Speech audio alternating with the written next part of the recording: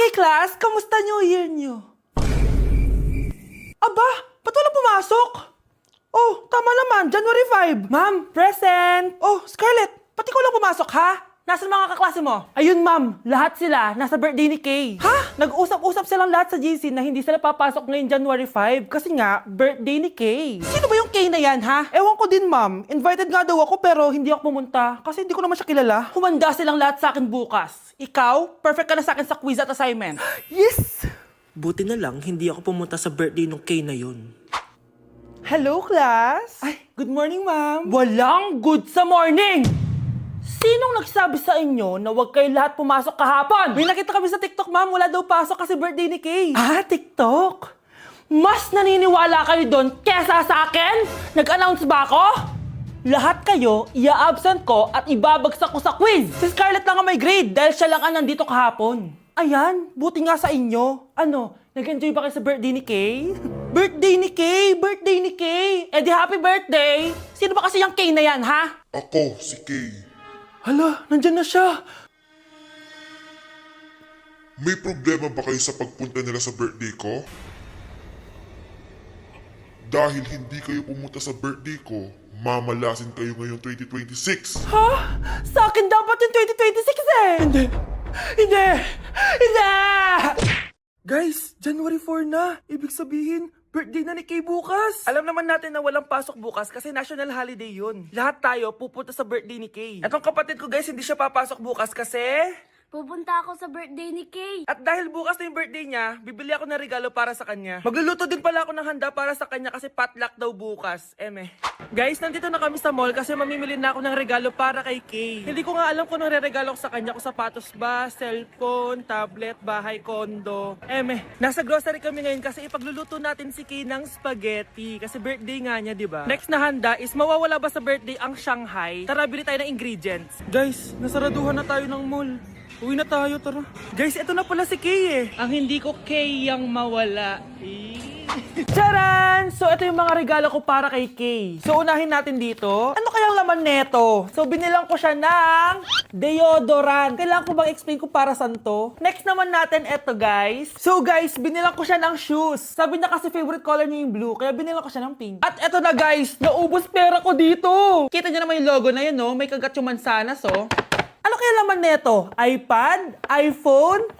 Ayun! De, joke lang guys. Seryoso na talaga. Ito na talaga. In 3, 2, 1. Wow! Ayun no! Sorry Kay, ako muna mag-unbox nitong iPhone mo ah. Kay, kung nanonood ka man, sobrang magagamit mo to, promise. 3, 2, 1! Magagamit mo to sa kusina nyo. Oh, magugas ka dun. Guys, eto na. Magluluto na ako ng spaghetti at ng hangshai para kay Kay. Grabe ka, Kay. Most awaited talaga birthday mo. Sariling birthday ko ka. Di ko kaya paglutuan sarili ko. Nawasa. Oh, well. Lagyan natin ng asin. Lagay na natin. Ginagawa na ni Honey Bunch yung sauce, guys. Tikman natin, guys, yung ginawa naming sauce. Pangit lasa. Next, nalulutuin natin itong hangshai. Charan! Simpleng handaan lang to para kay Kay. Tikman na natin. Guys, hindi pa talaga to yung birthday celebration ni Kay. Kasi ang balita ko, bukas, bongga daw yung birthday party niya. Kaya abangan niyo yun. Sarap! Happy birthday, Kay! Congrats sa'yo dahil ikaw ang pinakaunang meme sa 2026. At salamat dahil sa'yo na-extend na bakasyon namin. Yun lang, hindi na namin to papabahay dahil di mo na naman to mapapanood. Kasi hindi ka naman totoo. Yak! Ang cheap naman ng uniform nila. Mukhang maasim. Walang class. 2025 na, Android pa din ang cellphone. Kahit siguro Messenger naglalag dyan. Ang ganda nga ng uniform, ang sasama naman ng ugali. Naka-iPhone ka nga, talo ka pa din naman sa ML. Ipabuhat yarn. Ang baho siguro ng classroom nila, no? Tapos nag-aagawan pa sa electric fan kasi wala naman silang aircon. Feel ko pinapalo sila ng teacher nila kapag nagkakamali sila. Ang boring siguro sa classroom nila. Mas masaya pa rin talaga sa public school, no? Balita ko, mga korap mga magulang niyan. Kaya madaming pera. May araw din kayo, men. Nakatikim na kaya sila ng steak? Feel ko hindi nila afford. Nakatikim na kayo ng pagmamahal sa magulang? Oh! Sa pool! How dare you! Isang pitik ko lang, tumba ka na. Pipitik ka pa lang, tumba ka na. Tara na nga! Class!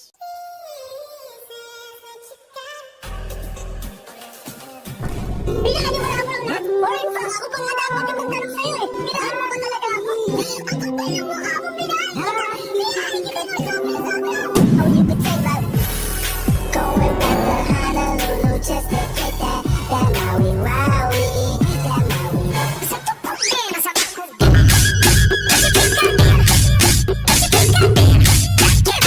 Diyos ko po, mas lang ako saglit eh. Oh, anong ibibigay kong grade sa'yo niyan? Una sa lahat, hindi ka nagpapasa ng assignment. Pangalawa, hindi ka nakikipag-participate sa klase. At higit sa lahat, inalis ka na ng research leader mo dahil ang gusto mo lang daw iambag ay ang face card mo. Ayan tuloy na decline. Wala akong choice, ibabagsak kita. Ma'am, wag mo naman ako ibagsak. Papatayin ako ng mga magulang ko. Please, ma'am. Okay lang yan, nak. Mag-repeat ka na lang. Kaya naman, mag-ingay para sa paborito nating Mars, si Scarlett!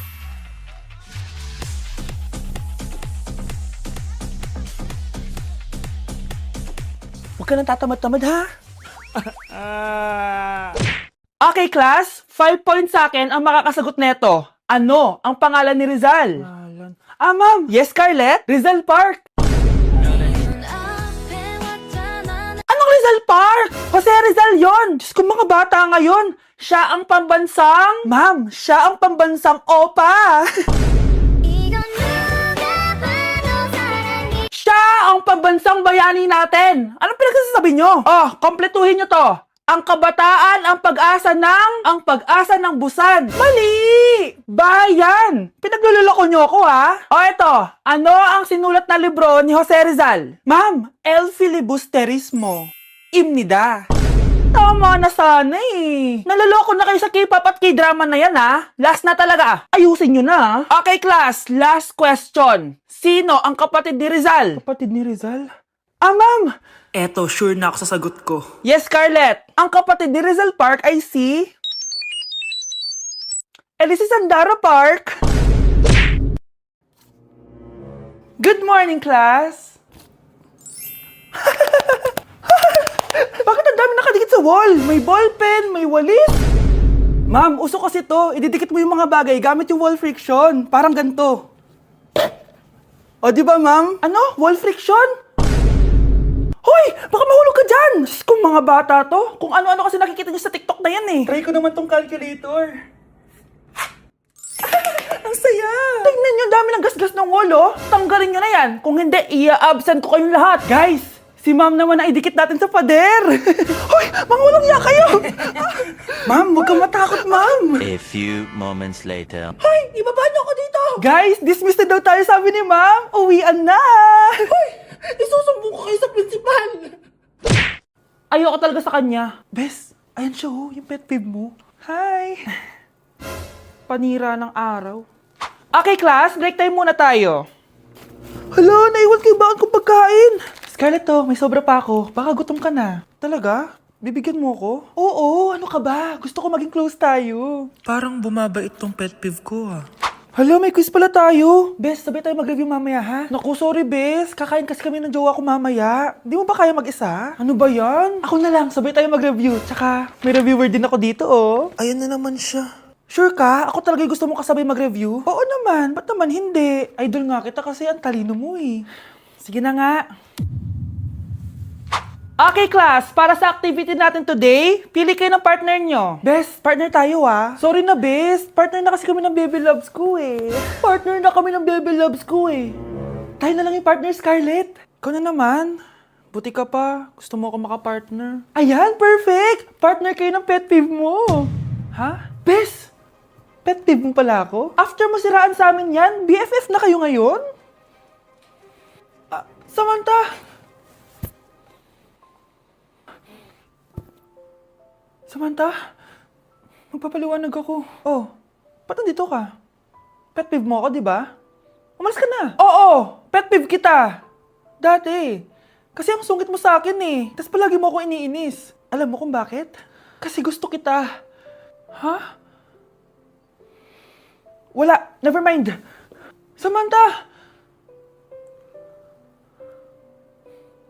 Nandito ako sa Japan at kakain tayo kasi di ako makatulog, guys. Time check, 1 AM na. Imbis na natutulog, kakain tayo. Buti na lang talaga sobrang lapit lang ng Family Mart sa hotel namin. Ito yung hotel namin, tapos ito lang yung Family Mart. 'Di ba sobrang lapit? Sobrang daming pwedeng bilhin, oh. Daming onigiri, oh. Kuha tayo neto. Mukhang masarap tong chicken and vegetables. Hindi naman ako sobrang gutom. May mga gusto lang ako itry. Kuha tayo netong favorite kong drink. Try naman natin tong blueberry na flavor. Tapos ganito din yung Yakult nila dito. Actually, pampatulog pala to. Akala ko Yakult talaga siya. Ito muna bibilin ko dito. Hanap tayo ng 7-Eleven. Ito guys, may nahanap ako 7-Eleven.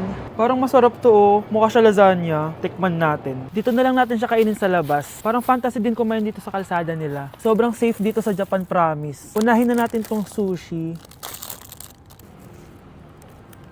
Alam nyo ba, kahit maglakad kayo mag-isa dito, sobrang safe, promise. Walang mga haras sa inyo. Walang kriminal, ganyan. Kaya ang sarap maglakad sa labas kasi alam mong safe ka, di ba? Tapos, sobrang babait pa ng mga Japanese. Swear. Pero sabi naman ng ibang Japanese, parang mas lang nila yon, pero ang totoo, ginajudge ka nila. Pero at least, di ba, mabait sila. Di kagaya na pumunta ako ng Hong Kong, sobrang susungit ng mga tao, sisigawan ka pa. Kapag may hinahanap ka, talagang tutulungan ka nila. Tapos palagi silang nakasmile. Kaya promise, Japan talaga yung favorite country ko. Last bite. Okay, next natin itong parang lasagna. Guys, sobrang bango. Sobrang sarap ng itsura niya. Tikman na natin. Ang sarap! Ito din yung gusto ko sa Japan. Sobrang sarap ng mga pagkain nila. Like, promise. Wala pa kami natitikman dito sa Japan na hindi masarap. Kaya every time na pupunta talaga kami dito, promise na yon, natataba kami. Pero okay lang, Japan to eh. Alam nyo, minsan, naisip ko na dito na lang kaya kami tumira. Pero ang naririnig ko sa ibang foreigners na nakatira dito, masaya lang daw dito as a tourist. Pero kung dito ka natitira at mag-work, nakaka-depress daw, ganyan, nakakalungkot. Kasi sabi nila toxic daw yung work environment dito. Pero ako, kung titira ako dito, gusto ko forever tourist ako. Inumin natin tong Yakult na nakakaantok. Last bite! Pabalik na ako ng hotel, guys, and inumin na natin to favorite nating drink. Medyo malansa siya, tas maasim. So, yun lang, guys. Bye!